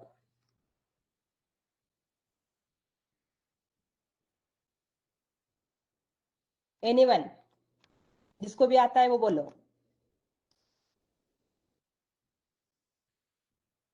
अब मैं आगे और एक लिखती हूँ यहाँ पे।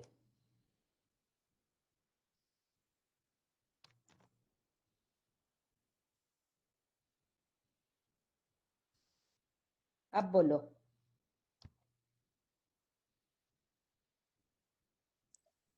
यस। H1 receptor diaphenhydramine, हाँ 5-HT3 ondansetron, H2 हाँ। receptor cimetidine. Okay, what can be ketanserin? Again my same question. Ketanserin ये वर्ड्स बहुत बार आता है जीपैट एग्जामिनेशन में।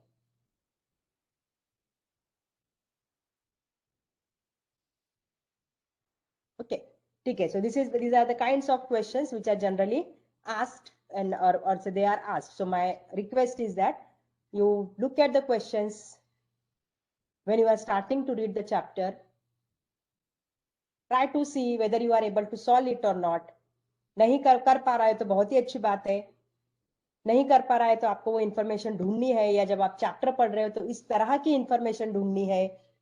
Then go ahead and then again come back. If you have the some more questions, solve them. और अगर आप जो आपके गलत हुए थे वो अभी आप सही सॉल्व कर पा रहे हो तो इसका मतलब आपकी स्टडी प्रॉपर डायरेक्शन में है। So now we will go ahead for the in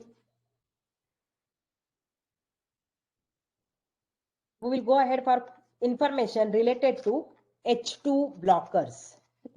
So H2 blockers, the question I was asking you that time was what are the different mechanisms by which gastric acid secretion is controlled? Okay, that was my question.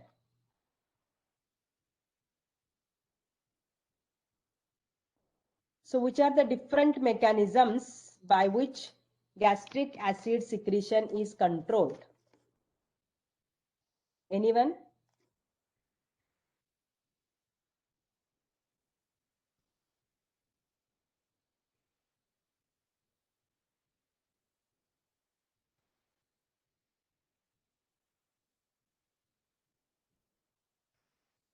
So gastric acid secretion can be controlled by various mechanisms such as, say here, what you get is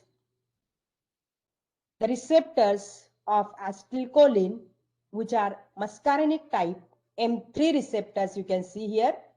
These M3 receptors will be under control of vagus stimulation of vagus nerve. Vagus nerve gives acetylcholine. Acetylcholine will act on M3 receptors and it will increase the secretion of H+. Another one is histamine. Histamine will come from various sources.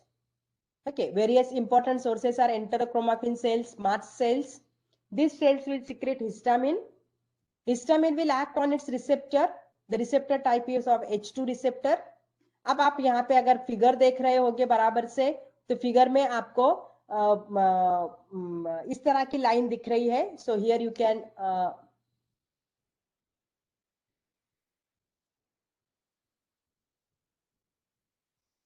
okay, here you can see that this is the line. So this line is what you have, number 1, 2, 3, 4, 5, 6, 7. What you totally get is 7 transmembrane domain. Okay, this is the G protein coupled type compound of receptor. Here also you are getting 7 transmembrane domain. This is also G protein coupled. Here also you are getting 7 transmembrane domain. Okay, line dekho, number 1, number 2, number 3, 4, 5, 6 or 7. This is going to be extracellular loop. This is going to be N terminus.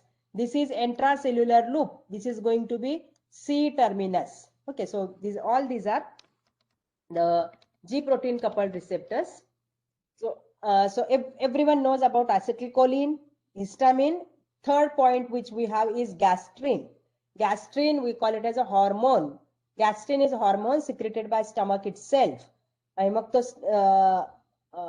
well as GI tract. Okay, so this gastrin acts on its receptors. Their type of receptor is CCK2, cholecystokinin 2 receptor. Gastrin बरोबर cholecystokinin हा hormone ही secrete केला जातो. And now we are able to, you are realizing that gastrin and cholecystokinin are not only the digestive hormones or the hormones which control digestion, but these also control your mental ability किंवा तुमचं emotionality. भूक लागली की माणूस खूप चिडचिड करतो, फक्त भूक लागली म्हणून नाही, तर हे हॉर्मोन्स ही काम करतात, जे are related to your actions of brain. So cholecystokinin receptor. So these 3 receptors, H2 receptors, M3 receptors, muscarinic receptors, and cholecystokinin 2 receptors are the one which govern, which control acid secretion. Okay, आता acid secretion कुठल्या पद्धतीने होता आहे, तर acid secretion is there with the help of H plus K plus ATPase. या पद्धतीचं तुम्ही दुसरं नाव ऐकलेलं आहे Na plus K plus ATPase. Okay, Na plus K plus ATPase. In fact, to remember it, I always say that remember it as a 3Na plus 2K plus ATPase. That means when it takes 3 sodium ions out of the cell, it brings 2 sodium ion into the cell. Okay, so you have 3Na plus 2K plus ATPase protein. This protein or H plus K plus ATPase, this protein also, both the proteins, they are transporters as well as enzymes. म्हणजे काय, म्हणजेच काय, त्याला enzymatic action पण आहे आणि तो transporter म्हणूनही काम करतोय. ट्रान्सपोर्ट कसलं करतो आहे, तर Na plus K plus ATPase जो आहे तर तो ट्रान्सपोर्ट Na plus आणि K plus चा करतो. इट इज अ अँटीपोर्ट. 3 सोडियमला बाहेर घेऊन जातो तेव्हा 2 पोटॅशियमला आतमध्ये आणतो, म्हणजे ऑपोजिट डायरेक्शनला काम करतो आहे, म्हणून तो झाला अँटीपोर्ट. आणि त्याला ऍक्शन आहे कुठली, तर ATPase. ATP will be hydrolyzed to ADP and PI. Similarly, H plus and this H plus and K plus ATPase.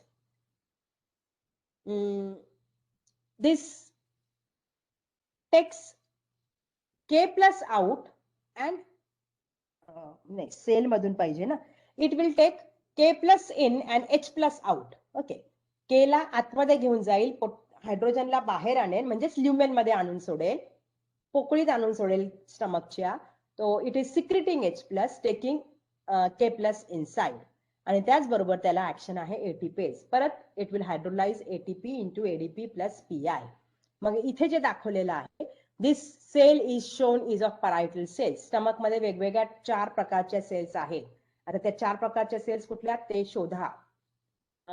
APHE मध्ये ह्या प्रकारचे प्रश्न विचारले जातात. ओके. समजा in case of the cells present in testes which will secrete testosterone, which will secrete the nutrients for sperm. In case of ovaries, which cells secrete what? In case of adrenal glands, you have zona glomerulus किंवा adrenal medulla आणि adrenal cortex. Cortex मध्ये परत 3 part. तर 3 part मधलं कुठलं काय काय secret करत आहे अशा प्रकारचे क्वेश्चन्स विचारले जातात. So what we have here that H+ and K+ ATPase, what it will secrete is the H+ giving out. Okay. म्हणजे हा जो तुमचा आहे ह्याला आपण म्हणतोय प्रोटॉन पंप. कशाला प्रोटॉन पंप म्हणतोय? हा जो आपल्याला H+ K+ ATPase ट्रान्सपोर्टर आहे, पंप आहे, त्याला आपण म्हणतोय proton pump. Okay.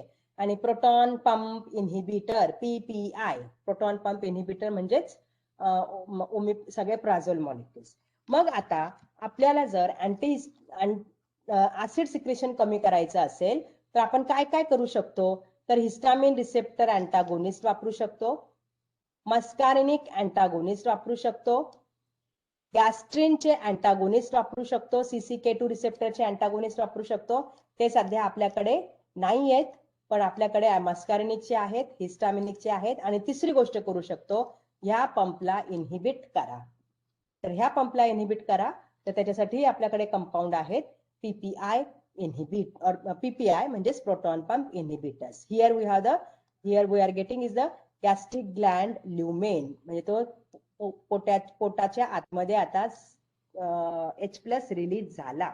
Okay. So these are different kinds of compounds which we can use for acid secretion. So now here we have to pay attention to. आता आपण हा chapter वाचतो आहोत म्हणून आपण हा चॅप्टर हिस्टामिनचा चॅप्टर वाचतो आहोत म्हणून आपण H2 ब्लॉकर वरती कॉन्सन्ट्रेट करूया. Now you know the structure of histamine. At the 5th position, if you put methyl group, can you put all of you can put the methyl group at 5th position? आठवत आहे तुम्हाला?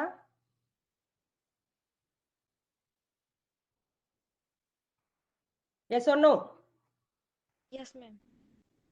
जर तुम्हाला ते आठवत असेल की 5th पोझिशनला जर आपण मिथाइल ग्रुप ठेवला, so what you get is that 5 methyl histamine. Okay. So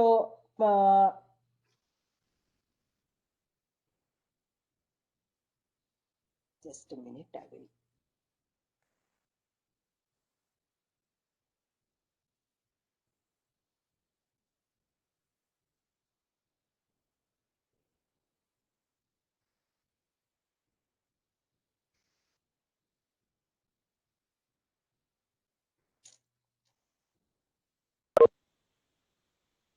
Is it shared? Sharing हुआ क्या? हाँ. Yes, ma'am. Now what I was saying you first is the histamine. Okay. Next I am saying is that 5-methyl histamine. सगळ्यांना कळतं आहे 5-methyl histamine. मी परत structure काढून दाखवेल. Okay. त्याच्यानंतर जो पुढचा जो आहे the next one is you have to take is guanidine histamine. Okay. The next you have to take is guanidine histamine किंवा गॉनिडिनिल हिस्टामिन. आता गॉनिडिनिल हिस्टामिन म्हणजे तुम्ही गॉनिडिल ग्रुप हा कुठे ऍड करू शकाल? त्याला एकच जागा आहे, ती म्हणजे at the side chain nitrogen. Okay. Side chain nitrogen. So we have guanidyl histamine. Okay. Then next you have is the replacement of guanidyl group. आता सगळ्यांना माहित असेल, आपण 2-3दा बघितलेला आहे. काय काय चेंजेस होत आहेत ते थोडंसं बघायचं आहे आपल्याला इथे.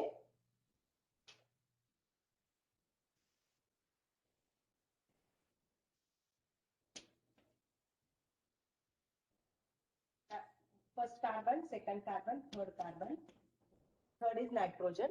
So histamine दिसतंय सगळ्यांना? Histamine. Then it will be 1, 2, 3, 4, 5. Fifth position ला मिथाइल ग्रुप ट्रायमिथाइल हिस्टामिन हा एक मॉलिक्यूल झाला. पुढचा मॉलिक्यूल मी म्हटलंय गॉनिडिनिल हिस्टामिन. तर याच्यावरती मला गॉनिडिनिल ग्रुप टाकायचा आहे. गॉनिडिनिल ग्रुप नाव एव्हरीवन नोज. युरिया, थायोयुरिया, गॉनिडिन.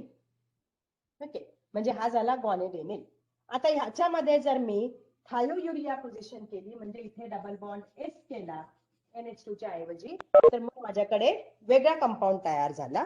ओके, म्हणजे आता माझ्याकडे 4 कंपाऊंड्स आहेत. Histamine, five methyl histamine, guanidinyl histamine आणि एक जो आहे तो ज्याला आपण म्हणू थायो आयसोमर. ओके, हे सगळे कंपाऊंड्स आहेत. मग ह्याच्यामध्ये काय काय चेंजेस दिसलेत? तर हिस्टामिन ऍक्टिव्ह आहे. Histamine is agonist. Histamine is agonist at H1 and H2 receptor. त्याच्या पुढे काय आहे? तर when I converted it to 5-methyl histamine, it gets little bit of affinity more towards H2 receptors than H1 receptors. जेव्हा methyl group टाकला तर H1 ची affinity कमी झाली, H2 ची अफिनिटी वाढली. Okay, that means by changing the structure we can change the receptor profile. मग पुढचं आहे की गॉनिडिनिल ग्रुप टाकला. गॉनिडिनिल ग्रुप टाकल्यावरती कंपाऊंड बिकेम वीक अँटागोनिस्ट. म्हणजे आता H2 रिसेप्टरची अफिनिटी तर राहिली, पण अँटागोनिस्ट सुद्धा तो अँटागोनिस्ट प्रॉपर्टी सुद्धा आली, परंतु अँटागोनिस्ट प्रॉपर्टी ही खूप वीक आहे. ओके, मग आता त्याच्याबरोबर काय केलं तर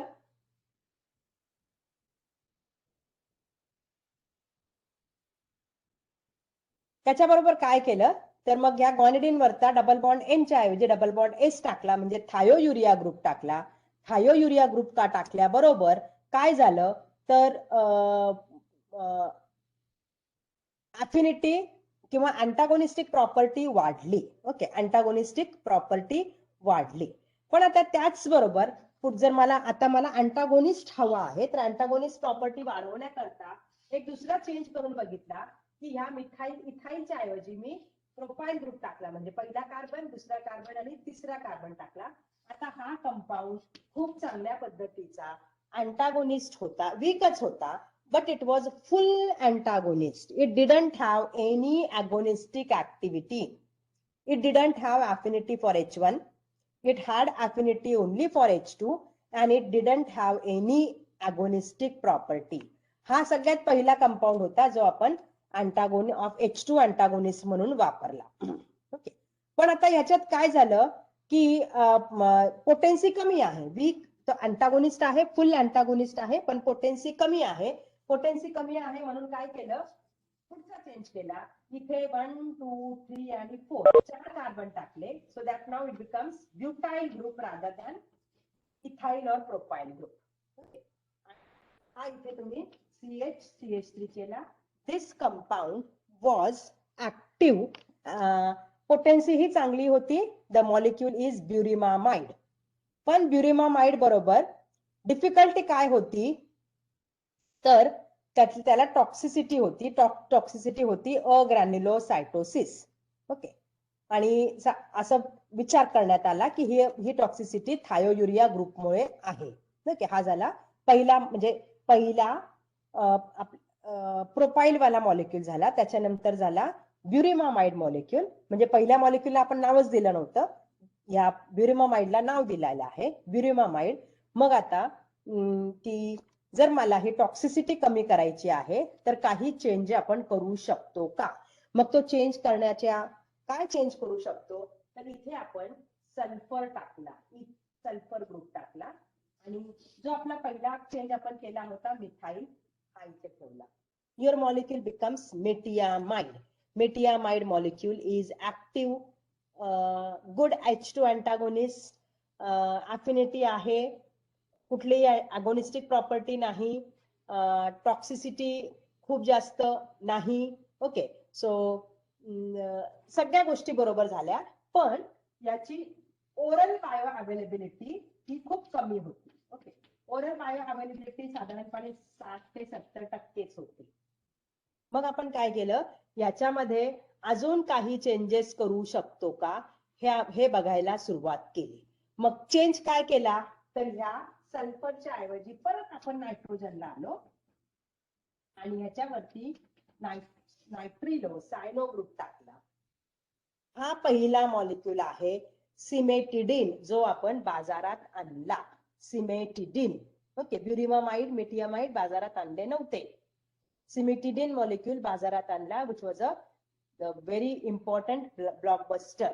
ओके. त्याच्यानंतर पुढच्या चेंजेस केलेत की अरे आपल्याला गरज आहे का इमिडाझोल रिंगच पाहिजे म्हणून, तर आन्सर आहे की इमिडाझोल रिंगच पाहिजे, अशी काही गरज नाही. मग काय केलं, इथे इमिडाझोल रिंगच्या ऐवजी आपण फ्युरॅन रिंग सिस्टम वापरली आणि युअर मॉलिक्यूल बिकम्स रॅनिटिडिन. ओके. आता स्ट्रक्चर बघत असताना तुम्ही हे बघा की फ्युरॅन मध्ये आपण काय काय चेंजेस केलेले आहेत. So that will be ranitidine. So cimetidine, ranitidine, आणि मग पुढचे मॉलिक्यूल सगळे तयार झालेत. मग आता एकदा कळलं की इमिडाझोलची गरज नाही, फ्युरॅन चालतोय, मग फ्युरॅनच पाहिजे का, नाही, मग तुम्ही दुसरे पण इथे हेटेरोसायकल्स टाकत चला. For example, in case of nizatidine we have thiazole ring system. In case of famotidine, again thiazole ring system. In case of roxatidine, जो नवीन मॉलिक्यूल आहे रोक्साटिडिन, त्याच्यामध्ये तर आपण फक्त फिनाइल रिंग, सबस्टिट्यूटेड फिनाइल रिंगच वापरली आहे. So this can be the changes. So we get the molecule. This is the concept of drug से लीड ऑप्टिमायझेशन, की लीड मॉलिक्यूल तुम्हाला मिळाला होता histamine. This is a agonist at H1 and H2 receptor. त्याच्यात change केला, 5-मिथाइल केला, affinity for H2 increased. त्याच्यात चेंज केला, काय चेंज केला, तर इथाइल ग्रुपच्या ऐवजी प्रोपाइल ग्रुप वापरला. ओके. त्याच्यात चेंज केला, फक्त अमायनो ग्रुपच्या ऐवजी गॉनिडिल ग्रुप ठेवला. Okay. So we got the molecule histamine, five methyl histamine, guanidine histamine. गॉनिडिनच्या मध्ये डबल बॉन्ड एन च्या ऐवजी डबल बॉन्ड एस टाकला. पुढचा इथाइलच्या ऐवजी प्रोपाइल ग्रुप घेतला, स्पेसर जो प्रोपाइल घेतला. त्याच्या पुढचा केला स्पेसर हा ब्युटाइल घेतला. त्याच्या पुढचा केला ब्युटाइल मध्ये एस टाकला. त्याच्या पुढचा चेंज केला की डबल बॉन्ड एस च्या ऐवजी तुम्ही डबल बॉन्ड एन टाकला परत. So we got the molecules of different kinds, histamine, five methyl histamine, guanidinyl histamine, thio isomer of that, propyl isomer of that. Okay. त्या प्रोपाइल आयसोमरचं कोड नेमच होता फक्त, that was developed by SmithKline, became etcetera. So त्याचं escape वगैरे होतं.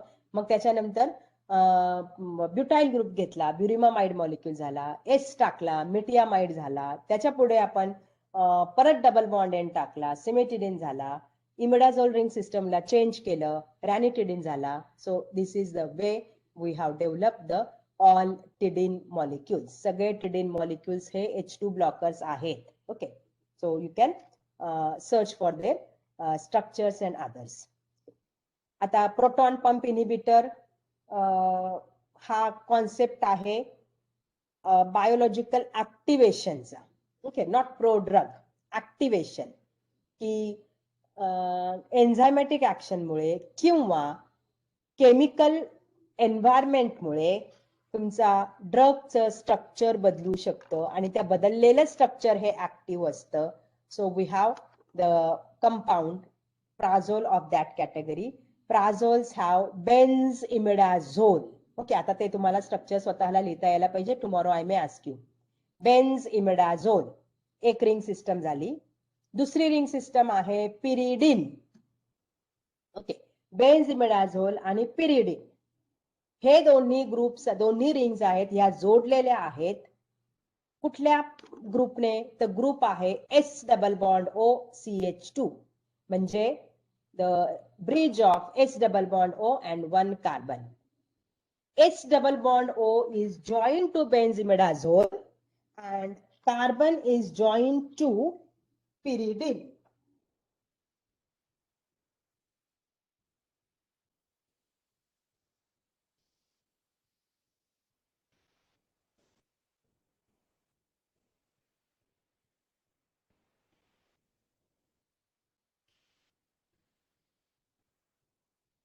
H double bond O and H2. This is the basic structure of basic skeleton of prazole moieties. आणि या prazole वरती जर आपण बघितलं इथे सबस्टिट्यूशन आहे आणि पाहिजे असतील तर इथे वेगवेगळे सगळ्या ग्रुप वरती ऍट अ टाइम नाही पण सबस्टिट्यूशन्स टाकू शकतात and then you get the molecules such as timoprazole. Timoprazole मध्ये सगळे सबस्टिट्यूशन एच एच एच आहे, तो झाला टिमोप्राझोल. ओमिप्राझोल म्हणजे मिथाइल आणि मिथॉक्सी सबस्टिट्यूशन आहे. अँटोप्राझोल, रॅबिप्राझोल एक्सेट्रा. आता फक्त तुमचा इथे अभ्यास हा राहील की केमिकल रिॲक्शन बघा एक्झॅक्टली काय होत आहे. रिॲक्शन लक्षात ठेवायची गरज नाही, but what is the kind of reaction, की काय होत आहे. Sulphur H double bond O जो आपण इथे लिहिलेला आहे, that H double bond O undergoes cyclisation. Okay, मग सायक्लायझेशन आणि त्याच्यापासून हा तुमचा सल्फिन ग्रुप आहे H double bond O. Then it gets converted to sulphide. Sulphide म्हणजे सिंगल एस, पण सल्फाइड हा इथे एन ला जॉईंट असेल म्हणून सल्फेनामाइड. आणि टोटल स्ट्रक्चर सल्फेनामाइड इंटरमिडिएट तयार झाला की तो प्रोटॉन पंपला बाइंड होतो by disulphide linkage formation. And the moment disulfide linkage is formed, म्हणजे covalent bond is formed, that means prazoles are irreversible inhibitors of H plus K plus ATPase.